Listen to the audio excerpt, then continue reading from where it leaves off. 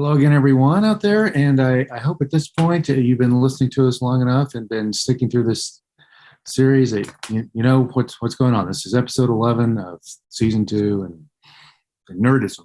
And and we're zoning out here, right? We've been zoning out, Paul, for several months now, and so for a while. Everyone's zoning out with us. So, and we were looking at one of my favorite episodes, "Nothing in the Dark."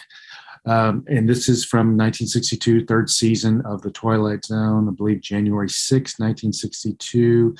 Interesting. I never really think about the timing of when these were released, dropped, as they say, but it's interesting. This would have been the first episode of that new year. And so I don't know if that really means anything, but it's interesting.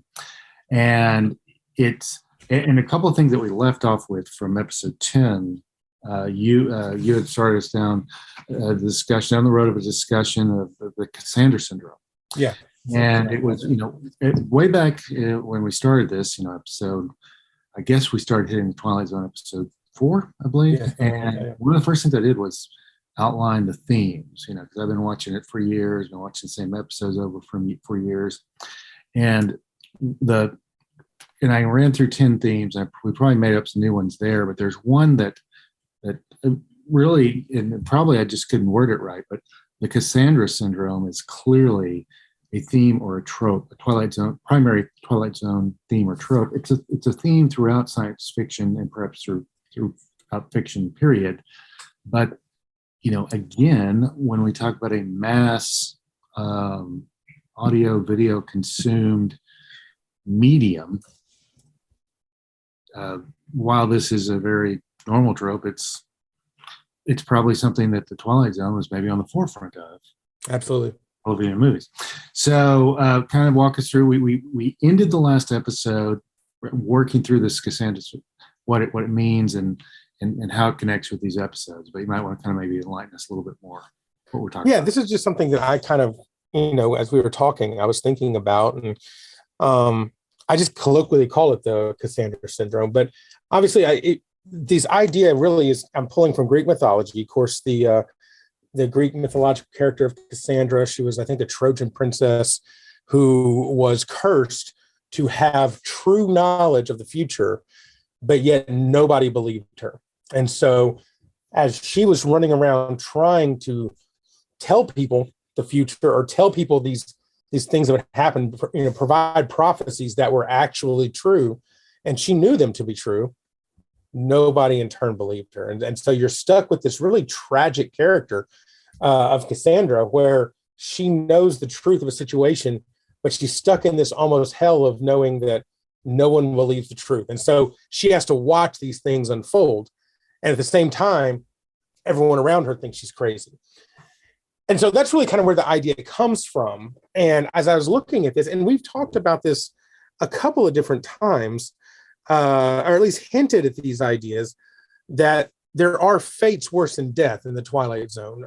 We've seen some of them.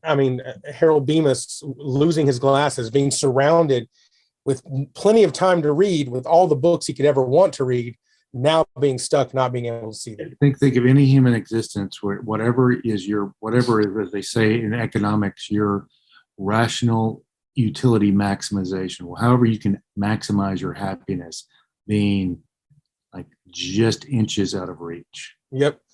And so he's stuck in this nightmare of, like you said, being like almost, I'd liken it to be like on the side of a glass wall, like you can't get past. You see it right there. It is literally right there, but you have no access to it. And, so there are fates worse than death in this show. And I think one of them is this idea of being Cassandra, of knowing the truth, but yet nobody else believing you.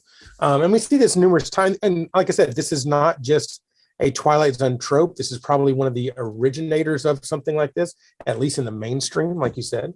But we see this, one of the things I had mentioned earlier was like Will Smith in the most recent remake of, I think, is it Isaac Asimov's or Philip K. Dick's Robots Dream of Electric Sheep, something like that. The iRobot, where he's talking and the robots go crazy. He's been saying this whole time, robots are bad. They go crazy. We don't need them. They're not human. And everyone's like, no, you're crazy. This is, they're programmed in such a way, they're flawless. And then of course the robots go crazy. And he looks at somebody and said, I'm really kind of tired of saying, I told you so. This idea. Yeah. And he knew all along. Yeah. Now, was that also the material for Blade Runner too? So I can't remember, Philip K. Dick and Isaac Asimov, Ray Bradbury, they're kind of all in that same, sci-fi stew. And I want to say Philip K. Dick might have been Blade Runner as well.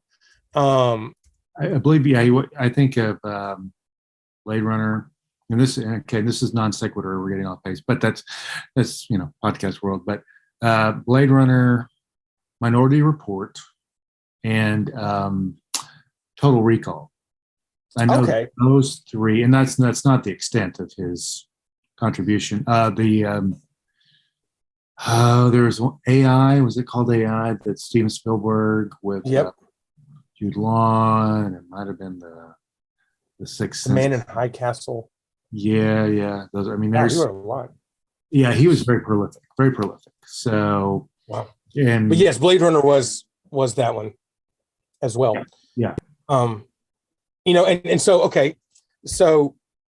going back to this idea, we obviously see these tropes around. Anytime there's information to be had, when knowledge is power, right? People want knowledge, they want that power.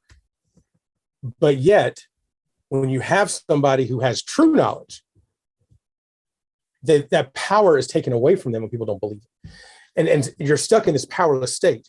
And so another example from the Twilight Zone that we talked about, Terror at 20,000 Feet, where William Shatner's character believes he sees something on the wing of the plane, believes he sees this gremlin outside tearing up the plane. Everyone thinks he's out of his mind because it can't be possible. Right. And yet when they drag him off the plane, I believe maybe at the end he's being restrained and somewhere probably in like a straitjacket of some kind. You see the damage done to the plane. So he was right. Yeah. And that seems like just even a worse case of nightmare to be stuck in that situation than death even. Although in that case you think you're going to die. Because, I guess it's true. He lived, so I guess it's better. Right, and I guess the and we obviously that was the final scene in the movie, the 1983 movie, and John Lithgow was the Shatner, and he almost out crazied Shatner, which sounds nuts, but that is true. But they in the TV show. That Serling just finishes with the narration and says, it'll become, is he crazy? Is he not? Well, the truth will become readily apparent. And I'm paraphrasing, but I want to say in the movie, the damage was more pronounced. Mm-hmm. Special effects. The engine was totally smashed, and and somebody saw it. So but then they just stopped there, and then you didn't know where it went from there. So, yeah. So that's a big that's a big trope in all, and especially in probably the more famous Twilight Zones, this sense that no one absolutely. And I think that's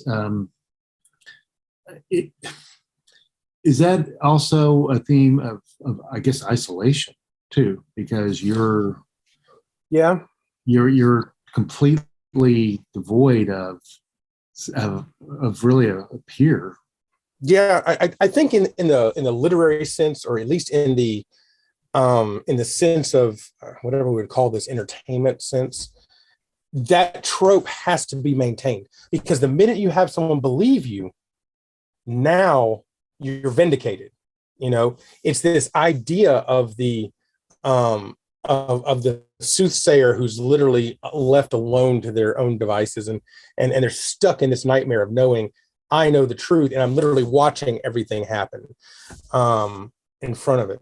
But of course, we had talked about biblical parallels, and Yeah. of course, a solid biblical parallel, I think, would be like the Old Testament prophets, Oh yeah. who continually would tell the people of Israel, or God's people, if you continue on this path, you will be punished. And yet the people still continued on their path, and God punished them. And oh, go ahead. Go ahead. Keep going. Well, I was just going to say that, this is where you find that kind of singularity, especially in a lot of these prophets. That's why there's such a dire message in, Isaiah, Ezekiel, Amos. These prophets say, where they are so just doom and gloom. It's because they know God is real, God is true. This is catastrophic damage coming to you unless you turn around. Yeah, I did spend a year just studying Jeremiah, because 52 weeks, 52 chapters, and it just kind of fit. But he was incredibly unpopular, and part of it, and you always wonder when you read about the prophets, and you go, okay, they weren't well liked, and you thought, well, they're not well liked because they're just speaking the truth, and no one wants to hear the truth. And then you go, well, wait a minute, maybe it's also that God appointed them prophets for a reason. Like Jeremiah, for example, didn't want or expect to be a prophet. He was going to be a pastor, and God said, no, you're going to be a prophet. And so you usually think that's not just God saying, okay, you're going to do this because I told you to do it, although God obviously does have that authority. But you also feel like I also sometimes think that maybe there was something in that person, like God made them a certain way, and was a prophet, which is another way of saying maybe the prophets didn't have the best people skills at times.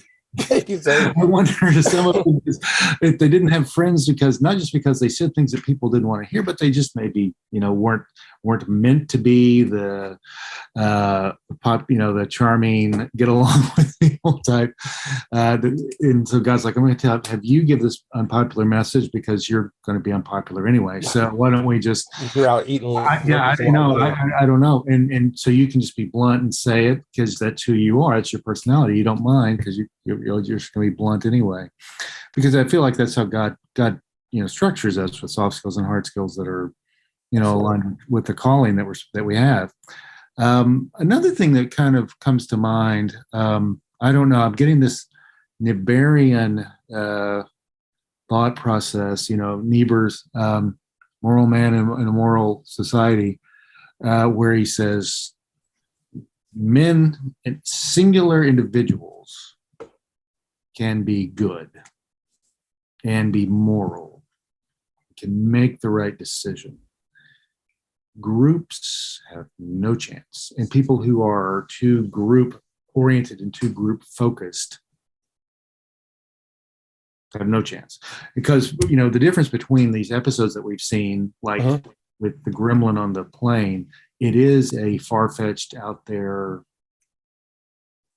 If someone told you there's a gremlin on the plane, you'd probably look on the wing. You'd probably look, but if you didn't see anything, you'd go, can we get this? Can we get this guy? It's Twilight Zone, right? Whereas of course, again, we make the same we make similar mistakes too. But the Hebrew nation, the king, everybody, all levels of society. Choosing, to align themselves with pagan rituals and, lust and sex and all that. I mean, it seems like they should have known. And so absolutely. Is that, there this, and I think it's deeper than just group think. Yeah. Because I think part of what Niebuhr is saying is that groups, and he's typically thinking, and he's very, economically driven and poverty and, perhaps socialist, if you will. But he was thinking more along the lines of people align themselves in groups where they all have the same situation because they have the same outcomes benefit them.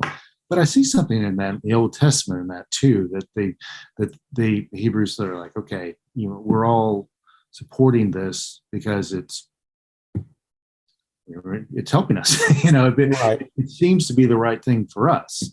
And that seems to help us economically to adopt these kings for the Yep. for the agrarian lifestyle, and then all the other fun stuff that comes with it. And taking this little piece of rock and say, "This is my God." Yeah. I don't know. I don't know. But do you kind of see? And in additionally to seeing that, I also see parallels to the modern church in that, and Right. it's been going, and how even though everyone in Christendom thinks, okay, we're a certain way and it's good, is the truth being missed because of groupthink, which again doesn't again honor Niebuhr's depth. Right. But, Well, I think there's a lot there to unpack, and yeah. It's interesting. So I think I'd heard the name of Niebuhr. I've never actually read him.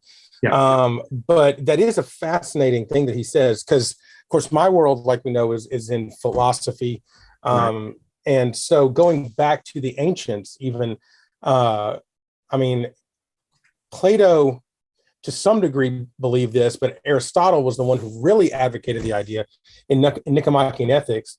He seems to say that there are certain resources that a person needs in order to be virtuous. And these things that he needs, one of which being other people to practice virtue upon. And so and one of the questions I would ask my students there when I was teaching at DBU was, can you be virtuous alone? And as Christians, we have this idea, because we have an audience of one at all times.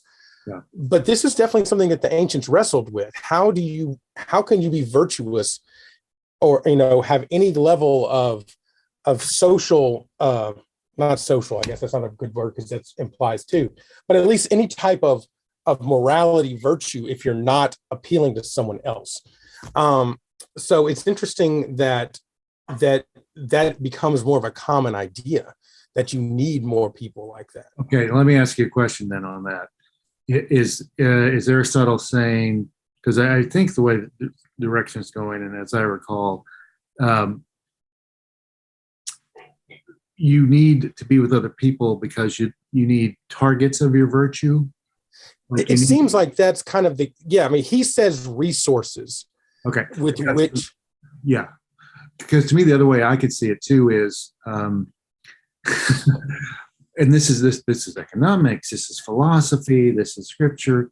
You need other people. It's hard to be virtuous until you have other people to challenge that virtue. Yeah, that's a great way to look at it. Whether they're directly challenging your virtue by saying, "Well, why are you worried about all that? Go, have sex or whatever," or because look, everybody's doing this or that, that sort of thing, and so they're bringing your shield down or whatever, or the other way, even maybe they're not, and this is a very strong economic sense that, and this is also Hobbesian. Yeah, this sense of you. Sometimes they're not even intentionally challenging your virtue, but it's the comparison trap. Yeah. And this is something we could talk about in greater detail in the comparison trap as a separate episode. Yeah. The sense of, this envy, and that makes you act a certain way. Right. And so a lot of that is, training that machine in your brain to along God's lessons, and how hard that is. So in this world. Yeah, and it definitely, something you said, and I know we chased a little bit of a rabbit trail, I want to bring it back, but something you said that I think is so kind of important to this thinking is even the biblical example of, it seems like the Bible wants to say that there needs to be some level of target. Think about Job. When Hasatan, the accuser, is going and talking to God, God says, "Look at my servant Job." The accuser says, "Yes, but you've put a hedge around him. He has no reason to test his virtue, right? You've protected him. So let me test him, and then we'll see." We see these elements of this. And going back to this idea of the prophet standing alone, kind of, I really think one of the best examples of this, especially as you said it, this kind of socially uncouth person, is John the Baptist. Yeah. You know, I mean, you want to talk about ruffling feathers, you know. Yeah. And so the question then becomes, if this is the idea, what virtue stood against the cultural society in his mind? And it seems like it's that virtue of truth. By saying, you know, the kingdom of heaven is coming, you know, repent, be ready. You know, was it Herod's brother? Forget, another Herod, I think. You know, when he told the wife, "This is wrong for you to marry your brother," she wanted his head. Right? It's this virtue that stands against the cultural norms, and that seems like where this whole Cassandra syndrome thing comes down to. Truth standing against culture when culture cannot accept it or doesn't want to accept it for whatever reason. And so they dismiss the truth. And what a postmodern idea. They dismiss the truth and instead build their own, you know, metaphysic, their own ontological structure of what reality is, and then watch it come down. And that's what the person is stuck watching. And of course, there's a Simpsons episode where Mo calls it POMO. Postmodern calls it POMO, and I think they're looking at a painting, and all his knucklehead friends are looking at it going, what is it? He goes, it's POMO. And they go, POMO? He goes, yeah, POMO. He goes, postmodern, weird for the sake of weird. And then they finally got it. Okay. So, but obviously postmodern, POMO, stands for there is no truth, right? There is nothing. We don't want the truth. We don't want to have to address the starkness of what that means. We would rather build our own structure that allows what we want to be true to loosely exist in this structure. And when truth comes crashing in like a bull in a china closet, they say, this is bad. We want it out of here. This doesn't fit. Well, and then you can't really, and again, you can't even always identify it as the truth. And then you morph from there, migrate from there to social constructivism, where it's you develop your own truth, if you want to call it that. And that's, and again, what a lot of people think of that philosophically, faith, but it's also any discipline grapples with that, including economics, including, I mean, even a lot of people don't really like Marxists would be considered more of a, like capitalism would be considered more of a modernist school of thought. And then there's Homo that challenges the unified structure of Marxism, but urban planning and this idea that you can have a unified truth that will work, and that there'll be this comprehensive plan that people can know. And even in that now, and the other thing is that there are those who say that, you know, from an economics perspective, that we always assume that postmodern is, again, more of a liberal concept, but there's also more of a free market sense of, again, we can't know the truth. So it's that neoliberal idea that we don't really know what works, and we can't plan for it, and we can't develop policy for it. So, you know, in the absence of all that, the market kind of takes control, and we can't. The market is, you know, remains abstract, in at least theoretically. So it covers all those. So that's true. So that's, and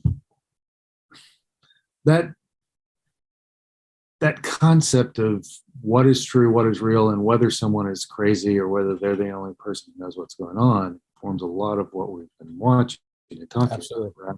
And so we were still in the process of unpacking Nothing in the Dark, and this is a little different though, because we just have a very isolated, you know, we were talking about this sense of isolation.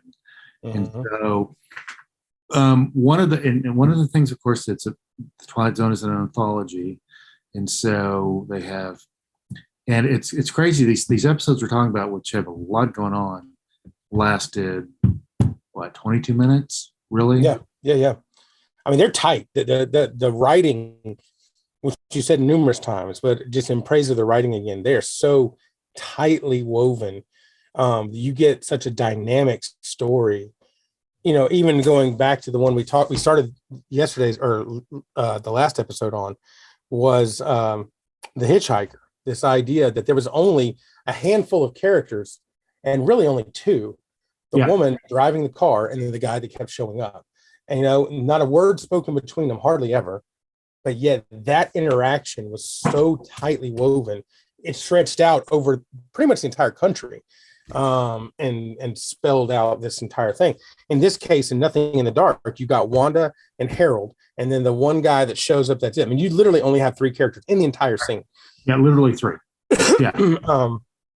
And so this isolation, you know, and this is where this question came up for our listeners who already listened to it. This will be a refresher. But I asked the question: was Wanda crazy? Was she out of her mind? Because she kept seeing, in her eyes, death everywhere. But then the question we had to come back to, or I guess the point to come back to, is that death truly was looking for her, which is what she feared all along. And this is really where we see this, as we talked about, this almost prophetic, you know, image of she's isolated, locking herself away because she knows the truth, what's coming. And instead of dealing with it, she would rather stay to herself. I don't know. It's a very interesting idea. And, you know, obviously you've seen much more Twilight Zone episodes than I have, but even the ones I've seen, this seems to come back up. This idea of who knows the truth, who's believing the truth, and what are you stuck with at the end? Yeah. And then and of course it's a Twilight Zone. Now I'm trying to think. There may be, because I know what you're getting at is Wanda's geriatric years. Is she experiencing the Cassandra Syndrome, or is she just crazy? And I think there are some, and normally you would think most Twilight Zones, they are in the Cassandra Syndrome, because that's kind of the whole point. But there might be a couple, if I need to think about this, but there might be a couple where it's there, because again, there might be just a paranoia aspect. Mm-hmm. And because again, paranoia is a rich part of the tapestry of the late 50s, 1960s. We think everything's innocent and easier and simpler. And sure it is if you kind of just remove from your thought process the nuclear annihilation aspect of things, right? And that this is 1962. We're, you know, they're going to be a year or so removed from their an assassination. The assassination has not happened yet, but you know, Bay of Pigs. You got Bay of Pigs, yeah, I was thinking that. All that stuff, and it's starting to heat up, and so there's probably part of that too. Another thing I want to go back to, and one of the questions we were talking about the Cassandra Syndrome. The other framing for this, the other question framing this episode would be why this is again one of my very, very favorites, and I do have an answer for that, but I think also it's interesting. Again, Serling didn't write this. George Clayton Johnson wrote it. But it's interesting to see that it still seems to be an edifice of, if you will, of Serling's thoughts on death. Yeah. And there's the three personifications of death throughout the series. And and of course, this is a very pretty, it's Robert Redford, so it's the most active personification he had. And he's a police officer too, right? Yeah. So it's trusted and handsome, right? But the other thing that I think about is Serling's own experience as he's, you know, he's this famous TV writer, highly successful, just a little over a decade removed from facing death himself with the Battle Lady and World War II. Because, I mean, he had, you know, if you read his service record, it was not, you know, it was pretty heavy, pretty intense. And so I just wonder about someone. I try to think about one of the questions I had was when you've, and this is kind of going to delve into my, as we finish up why I enjoy the episode so much, how you view death when you have, and this is again another trope when you in the series, when you face death. There's the old story about Serling had a good friend. I think it's another friend of the Jewish community. They were waiting for some food packages, I think, to land from a helicopter, and or maybe on a truck. Anyway, so his friend was joking. He's supposed to be a real funny guy, and while they're standing there, no combat or anything, one of the crates falls and hits his friend just in a certain way and decapitates him. So, yeah, something really, and it seems like, and this is no shock, but that Serling's war experience was incredibly traumatic. With events like that, just seemed, and it seemed like he was coming, and I think he talks about becoming unspooled. There was just, during his military, which I think anyone would think that. Absolutely. Standard, but then it sounds like there's even like more just like sad random events where friends die. And I think that informs Purple Testament, but I also think it begs the question for us, because a lot of people don't, have that experience like he has, where he's in the military, and the day he signs up, he knows, well, I could not come back. So how does this episode and the other personifications death, how does this kind of tie into the fact that Serling has, face death, and does that inform his writing? This is something I've been thinking about too since we started talking about this on a couple episodes ago. Yeah. I mentioned this before, and I think this is kind of going to be my default answer for it as we flesh it out. I think that once you personify anything, let's say in this case death, our human understanding of a person is that it is a singular thing that we can run from, trick, defeat, something to that effect, interact with. And so, I think about the old story of like the Devil and Tom Walker, or, Devil Down to Georgia, these things like that. If you can personify this enemy, you can defeat him, or you can trick him, or you can beat him. And I think in Serling's case, which honestly, and so I'm just a little backstory. I'm reading a biography of C.S. Lewis by Alistair McGrath. And he talks about in here, Lewis, how he set up frontiers to reality in his own mind, especially after the war. When Lewis was in World War I, he was in trench warfare, seeing pretty horrible things around him, but he didn't talk about it because he knew, but he did replicate the idea of evil in his stories. Yeah. And so I think like Serling is kind of doing that same way, in the way that he helps to cope with maybe what he's seen, the stark realities of what he's seen. He's taking that very human idea of, if I can personify something, I now have a face, I can recognize it, I can run from it, I can defeat it. And more importantly, I think even in Serling's case, I have something to hold accountable. Because we see in all three of these episodes that mention death, one for the angels, the hitchhiker, and Nothing in the Dark, a very strong personified presence that we truly want to say is an acting agent in this. It's not just death at large, kind of like we would say the angel of death in the Exodus story. It is something personifiable. It is a specific person. And even Wanda in Nothing in the Dark tries to live her life under this idea that death is personified and it has a face I can know and I can run from. I think that this is really why Serling wants to kind of have these personifications of these things. And I think, if I'm not mistaken, from what I've seen, he also personifies other kind of more elemental, kind of transcendental things into these personas for that same reason, as we'll see later on. There are some other ones I've kind of read about, that other episodes where you have these almost like personified attributes Yeah. act as this. Yeah. Yeah. That's true.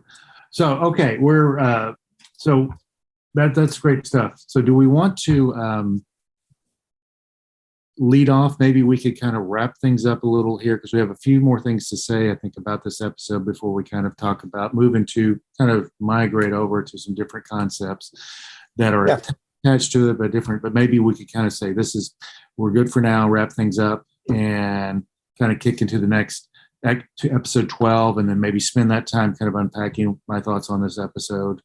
Yeah, and one thing I kind of wanted to leave the listeners with, and maybe with you with, is as we kind of talked about the Cassandra Syndrome and how it's an internal trope in the story. One of the things, and we talked about how that's almost kind of a fate worse than death. It's a very uneasy thing. I kind of want us to think about and maybe start off next episode talking through the idea of us, the viewers, as Cassandra, who know the truth of the situation and are having to watch it unfold. Do you have any examples? And you're like, we don't have to talk about it. Yeah. I mean, there are some specifically, one of which I was going to talk about. Well, I mean, we already kind of saw in Nothing in the Dark. Obviously, we put together who Robert Redford is even before Nan does. Yeah. And we kind of know the ending. But I think in more of a sinister vein, like one like Eye of the Beholder, where you have the verbiage with this woman bound and bandaged up, where she's just an ugly, pitiful lump of flesh. We haven't talked about that one yet. No, we haven't talked about that one. But this is, we can see what's happening. We know what's happening, and we're left with the horror of, thinking, oh no, we know what's going to happen, and then there's stuff watching it. So that was just something I wanted to bring up. Maybe we could talk through as we get to your thoughts on it as well. Right. Well, cool. So let's kick that off. We can kick off episode 12 with that. Yep. And then we'll finish that episode up with my thoughts on this episode and my history with it, and then we can and then we just kind of work through that. Great. But that's a good point. I've at some point we'll have to talk about Eye of the Beholder because there's a lot there. So it's a lot there. All right, great. Well, folks, that's it for episode 11. And so when you're ready, hop over to episode 12 because we'll be there. Thanks. See you later. See you later.